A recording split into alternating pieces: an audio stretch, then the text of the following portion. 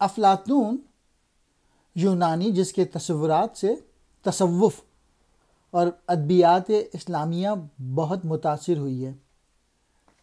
علامہ اقبال اس نظریے کے بہت خلاف تھے جس میں جد و جہد کے بجائے ترک دنیا پر زور دیا گیا تھا۔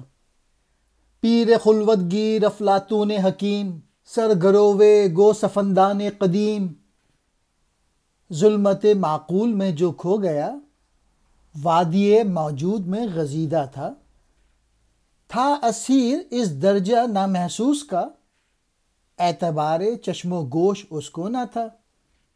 موت کو اس نے بتایا زندگی، شمع کے بجھنے میں دیکھی روشنی۔ وہ تخیل پر ہمارے ہے سوار، اس کی میں سے اونگتے ہیں ہوشیار۔ گو سفند ایک شکل آدم میں وہ تھا، صوفیوں پر حکم اس کا چل گیا۔ خود کو سمجھا رازدار آسماں، عالم اسباب کو وہم و گما۔ علامہ اقبال نے ان اشعار میں وہ جو غلط بلیفز ملت میں آ گئے ہیں کہ تارک دنیا کرنا، دنیا کو چھوڑ دینا، جو کہ افلاطون سے بورو کیا ہے ہمارے کچھ صوفی حضرات نے، تو ان غلط عقائد کو دور کرنے کے لیے انہوں نے یہ اشعار کہے ہیں۔ اقبال کہہ رہے ہیں وہ قدیم پادری فلسفی افلاطون وہ قدیم بھیڑوں کے ریوڑ میں سے تھا، یعنی گھوڑے سے مراد یہ ہے کہ فلسفے والا، اس کا گھوڑا فلسفے کی تاریک میں کھو گیا۔ وہ گھوڑا وجود کے کوہستان میں چلنے سے عاجز رہ گیا۔ علامہ نے افلاطون کو تاریک دنیا اس کے نظریات کے حوالے سے کہا ہے۔ قدیم بھیڑوں سے مراد یہ ہے کہ افلاطون کا جو نظریہ تھا اس میں اس نے کہا تھا کہ دنیا کو ترک کر دینا چاہیے، جد و جہد نہیں کرنی چاہیے، اور اس کے گھوڑے سے مراد یہ ہے کہ اس کی سوچ، اس کی فکر، اس کے عقائد، اور گویا وہ فکر و خیال کی دنیا میں کچھ اس طریقے سے خواتہ زن ہوا کہ جو گرد و پیش کی جو دنیا ہے وہ اس سے دور ہو گیا۔ وہ نامحسوس کے فریب میں کچھ اس قدر مبتلا ہو گیا کہ اسے ہاتھ، آنکھ اور کان کے وجود کا اعتبار ہی نہیں رہا۔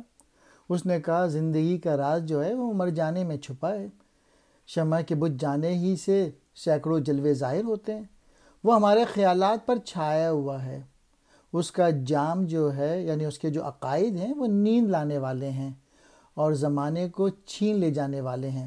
در حقیقت وہ آدمی کے لباس میں ایک بھیڑ ہے، اس کا حکم صوفی کی روح پر پوری طرح غالب ہے۔ صوفی اس کے خیالات و افکار پر مٹے ہوئے ہیں۔ اس نے اپنی عقل آسمان کی بلندیوں تک پہنچا دی، اس نے عالم اسباب یعنی مادی دنیا کو بے حقیقت کہا۔ افلاطون یہ جو ہے یونان کا رہنے والا، انگلش میں اسے پلیٹو کہتے ہیں، یہ سقراط کا شاگرد تھا۔ پیر خلوت گیر یعنی جو کہ بوڑھا ہو، خلوت کہتے ہیں جو کہ اکیلے میں تنہائی میں سوچتا ہو، اور گو سفندان قدیم جو ہے بھیڑ کا طریقہ، ظلمت معقول فلسفے کی تاریکی، عقلی علوم، وجود کہتے ہیں ہستی کو، زندگی کو، افسون کہتے ہیں سحر کو، جادو کو، مکر کو، چشم و گوش، ہاتھ، آنکھ اور کان کا اعتبار کھو دیا، یعنی ان اعضاء کو اس نے بیکار جانا۔ سر زندگی، زندگی کا بھید۔ تخیل کہتے ہیں سوچ کو، فکر کو۔ گو سفندان ایک شکل آدم، یعنی وہ آدمی کے لباس میں ایک بھیڑ۔ خود کو سمجھا رازدار آسمان، یعنی اس نے اپنی عقل کو آسمان کی بلندیوں تک پہنچا دیا۔ اور عالم اسباب کو وہم و گما، اس نے عالم اسباب یعنی اس مادی دنیا کو بے حقیقت کہا۔ کرتا تھا تحلیل اجزائے حیات، کاٹی شاخ سروئے رعنائے حیات۔ وہ زیاں کو سود ہی کہتا رہا، بود کو نابود ہی کہتا رہا۔ اونگتی فطرت نے ڈالا ایک خواب، اس کی چشم ہوش سے نکلا سراب۔ چونکہ ذوق جہد سے محروم تھا، اس لیے وارفتہ معروم تھا، منکر ہنگامہ موجود تھا، خالق عیان نامشہود تھا۔ ان اشعار کا مقصد یہ ہے کہ بدقسمتی سے جو ہمارے کچھ صوفیاں ہیں ان کا جو سوچنے کا انداز ہے، جس کی وجہ سے مسلمانوں کی قوت عمل کو ختم کر کے رکھ دیا ہے، جس کی وجہ سے اقبال نے یہ سارے شعر کہے ہیں تاکہ غلط عقائد کو ٹھیک کیا جا سکے۔ علامہ اقبال کہہ رہے ہیں جو افلاطون تھا اس کا جو کام تھا وہ زندگی کے اجزاء کا تجزیہ کرنا تھا، اور زندگی کے جو دلکش اور جو تازہ جو ایک درخت ہے سرو، اس کی شاخ کو کاٹنا تھا۔ یعنی اس نے زندگی کی حقیقت اور دنیا سے انسانی تعلق کو جھٹلایا۔ افلاطون کی جو سوچ تھی، جو فکر تھی، اس نے نقصان کو فائدہ کہا، اور اس کی حکمت نے وجود کو غیر وجود کہا۔ اس کی فطرت سو گئی اور پھر اس نے ایک خواب پیدا کیا۔ اس کی ہوش کی آنکھ نے ایک سراب کو تخلیق کیا۔ سراب تخلیق کرنے سے مراد یہ ہے کہ یہ جو دنیا ہے اس کو وہم قرار دیا اور فریب قرار دیتا رہا۔ وہ عمل کے ذوق سے کچھ زیادہ ہی محروم تھا۔ اس کی روح معدوم یا نیستی کی دیوانی تھی، یعنی وہی فنا سے اور بے عملی سے اس کی دلچسپی یا اس پر اس کا ایمان تھا۔ آخری شعر میں یہ ہے کہ اس نے موجودات کے ہنگامے سے انکار کر دیا، یعنی دنیا میں جو ہنگامے ہو رہے ہیں اس سے انکار کر دیا۔ اس نے خارج میں غیر موجود اشیاء تخلیق کی۔ تحلیل اجزائے حیات، زندگی کے اجزاء کا الگ الگ ہونا۔ قطع کہتے ہیں کاٹنا۔ سرود، یہ سرود جو ہے یہ مشہور درخت ہے۔ رانا کہتے ہیں خوبصورت، دلکش۔ زیاں کہتے ہیں نقصان، گھاٹا۔ سود کہتے ہیں فائدے کو، منافع کو۔ بود کہتے ہیں وجود، موجود انسان یا چیز۔ نابود جس کا وجود نہ ہو۔ سراب کہتے ہیں دھوپ میں صحرائی ریت کی چمک جس پر دیکھنے والے کو پانی کا دھوکہ ہوتا ہے۔ بارفتہ معدوم، غیر موجود کا دیوانہ۔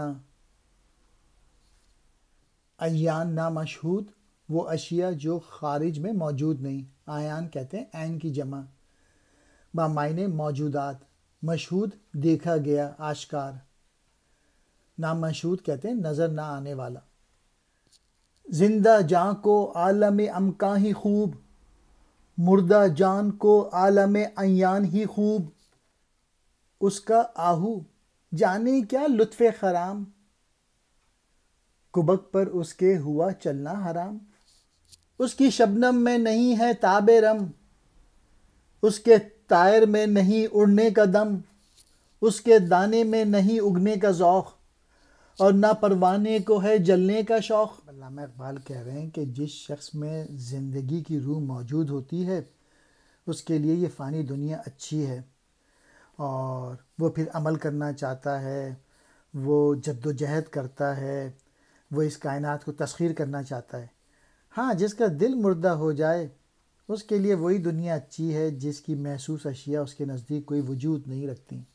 علامہ اقبال افلاطون پہ مزید تنقید کرتے ہیں کہ ہرن میں جو خوبصورتی ہے اس کے چلنے میں، اور جو چکور جب اڑتا ہے اتنا خوبصورت نظر آتا ہے، لیکن ہرن کا کمال اور چکور کا جو کمال ہے اتنا خوبصورت ہے، اور اگر یہ خوبیاں ختم ہو جائیں تو ان کا ہونا جو ہے نہ ہونے کے برابر ہے۔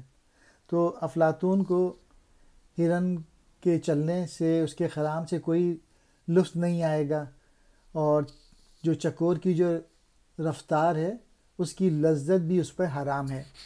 تیسرے شعر میں علامہ اقبال کہہ رہے ہیں کہ شبنم کی خوبی جو ہے وہ اڑنا ہوتی ہے، اور پرندی کی خوبی جو ہے وہ گانا ہے، لیکن افلاطون اس کی شبنم اڑ جانے کی طاقت سے بے نصیب ہے، اور اس کے پرندے کے سینے میں نغمہ آرائی کا کوئی دم ہی نہیں ہے۔